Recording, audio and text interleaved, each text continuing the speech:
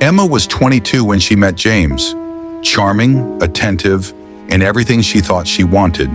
He showered her with attention almost immediately. Flowers at her office, calls every hour, telling her within weeks that she was the only one who understood him. A year later, they married in front of both their families. Everyone certain they had found true love. Their first months together were happy. Small apartment, big laughs and dreams they built side by side. The first small comment came quietly. "That dress is a bit much for tonight, don't you think?" And Emma went back and changed it without a word. Slowly, James began questioning her friendships. "Why do you need to see them so much?" he'd ask, again and again. One by one, Emma began declining invitations, telling herself it was easier this way. James controlled their finances completely. Every purchase needed his approval, even the smallest ones.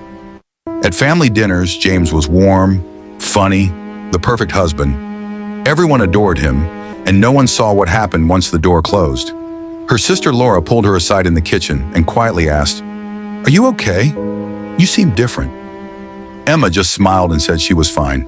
That night, an argument turned cold. James's voice grew sharp, and Emma found herself apologizing for things she didn't understand. The next morning, James arrived home with flowers and tears in his eyes, swearing it would never happen again. Emma wanted so badly to believe him. For a while, things felt almost like the beginning again, and Emma let herself hope it truly had changed. But weeks later, the pattern returned. This time leaving a mark she had to carefully cover before Laura's visit. She canceled on Laura again. Laura called more often now, worried, but Emma always insisted everything was fine.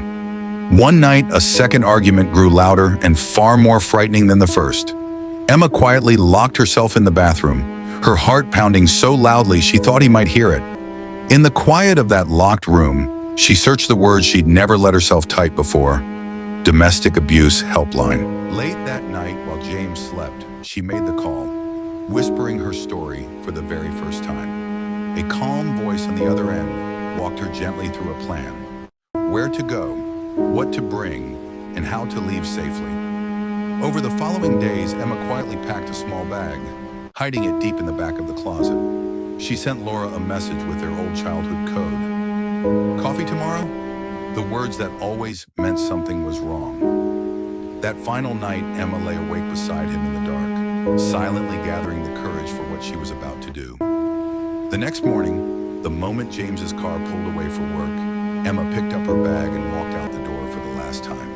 She arrived at Laura's apartment and broke down completely the moment her sister opened the door. That evening, James came home to an empty apartment, her side of the closet bare, and for the first time, the silence unsettled him too. Weeks later, at a women's shelter, a caseworker named Diane helped her file for a restraining order and find a place of her own. In a small group circle at the shelter, she listened to other women share stories that sounded painfully like her own. And for the first time, she didn't feel alone. Emma sat alone in her very first apartment, scared but free, looking at the door with a new understanding. It was hers now. She began therapy, slowly untangling years of fear, some sessions ending in tears, others in quiet relief. Her first paycheck from her own small job sat in her hands longer than it needed to.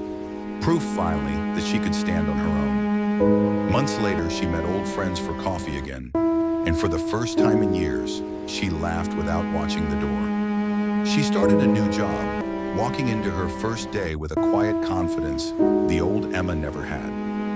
On the anniversary of the day she left, Emma returned to the same shelter. Not as a resident this time, but as a volunteer, gently telling a frightened new woman, "Your voice matters more than anyone's comfort, including his."